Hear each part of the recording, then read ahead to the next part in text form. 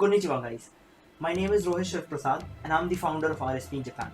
So पिछले वाले video में मैंने आप लोगों को बताया था कि मेरा अपार्टमेंट का एक्चुअल कॉस्ट क्या है या फिर अभी उसकी कॉस्ट क्या है, और जाते जाते मैंने आपको ये भी बताया था कि मैं एक स्टूडेंट हूँ और स्टूडेंट होने के नाते मेरे पास इतने ज़्यादा पैसे नहीं होते कि I can actually afford a place like this.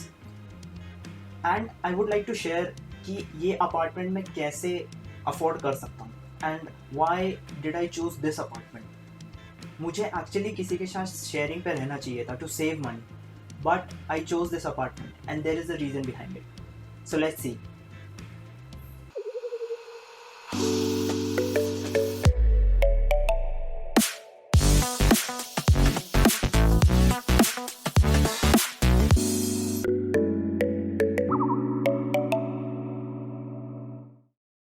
सो आज की वीडियो में I am going to share with you what the actual price I paid और what is the rent that I am actually paying to stay in this apartment. Previous video के साथ हम लोग compare करेंगे कि जो prices थी।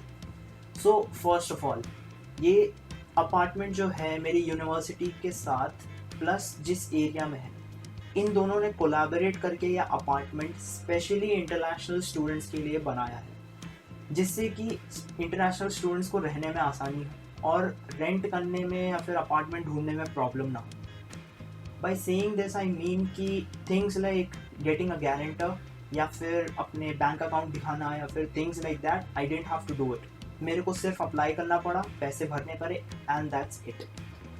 Now what you have to know is that everything in this apartment, things like the bed, AC, the light का मैंने पिछली बार नहीं बताया था। ये जो लाइट यहाँ पे लगी है एक्चुअली एक रिमोट कंट्रोल से कंट्रोल होता है, जैसे कि night light and complete brightness, and brightness भी चेंज हो सकता है।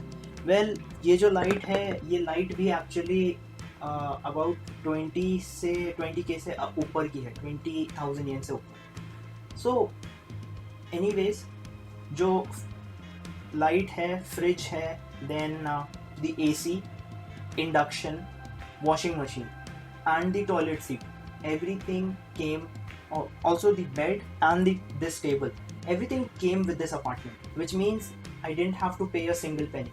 मतलब कि रूम के रेंट के साथ मैंने कुछ एक्स्ट्रा नहीं दिया है। मैं सिर्फ रूम के रेंट पे मुझे ये सारी चीज़ें इंस्टॉल्ड मिली थी, यहाँ तक कि इलेक्ट्रिसिटी एंड गैस मुझे सिर्फ कनेक्शन ऑन करवाना था एक कॉल करके। This is the first thing. Secondly, मतलब कि जो अबाउट टोटल आया था पिछले वीडियो में हम लोग ने जो काउंट किया था, उसके हिसाब से मैंने ज़ीरो येन दिए हैं। नाउ अब देखते हैं कि मैंने एक्चुअली क्या रेंट देता हूँ। तो मैंने पिछली बार बताया कि ये जो, या फिर नहीं बताया शायद, एक्चुअली ये जो अपार्टमेंट की अभी वैल्यू है वो मंथली रेंट हो चुका है 32,000 येन प्लस दी मैनेजमेंट फीस और बहुत सारी चीज़ें इसमें इंक्लूडेड होती हैं। तो मेरा जो मैंने जब लिया था, 1 महीने पहले जस्ट लिया था मैंने, तो उस टाइम पे मैंने 30,000 येन पे बुक किया था। ये सबसे चीप रूम है यहाँ पे, जस्ट बिकॉज सनलाइट नहीं आती है, मुझे उससे कोई लेना देना नहीं है, मैं एक्चुअली खुश हूँ, रूम ठंडा रहता है। सेकेंडली, ये जो रूम है इसमें शावर है सिर्फ, एक बाथटब नहीं अटैच्ड, जिसकी वजह से ये रूम थोड़ा सस्ता हो गया। यहाँ जापानीज़ लोग एक्चुअली, इनका कल्चर होता है ये रात को सोने से पहले बाथटब में नहाते हैं, तो वो चीज़ नहीं है, तो इसलिए पैसे कट डाउन हुए। देन मेरा ये जो किचन है एंड वार्डरोब है छोटा है, मुझे प्रॉब्लम नहीं है, मैं अकेले रहा हूँ, और इंडिया में जब मैं कॉलेज में पढ़ता था तो इससे छोटे रूम में भी रहा हूँ, तो मुझे प्रॉब्लम नहीं है, मेरे लिए अभी भी बहुत बड़ा है। सो ये रूम जब मैंने किया था तब 30 का था सिर्फ रेंट, अब 32 का है। सेकेंडली, उसके ऊपर हम लोग को हर महीने मैनेजमेंट फ़ीस देनी पड़ती है जो कि है 5,000, एंड देन उसके ऊपर हमें देना पड़ता है कुछ इंश्योरेंस है 700 कुछ आता है, 800 कुछ आता है, मुझे पता नहीं है एग्जैक्टली। फिर उसके बाद वाटर बिल इसी में इंक्लूडेड है, मतलब मैं पानी यूज़ करूँ ना करूँ मुझे एक फ़िक्स्ड अमाउंट देना ही पड़ता है। फिर उसके बाद एक और चीज़ है इसमें, ये जो 24 आवर सपोर्ट है, क्योंकि फॉरेन स्टूडेंट्स के लिए है, तो नीचे एक ऑफिस है जैसे मैंने बताया था, एक बिलियार्ड टेबल है जिसका लाइट नहीं था एक्चुअली, उसके सामने एक ऑफिस है। उस ऑफिस में 5 बजे तक रहते हैं लोग। 5 बजे के बाद हम लोग 24 आवर सपोर्ट में कॉल करके अगर कुछ प्रॉब्लम होती है तो कर सकते हैं बात।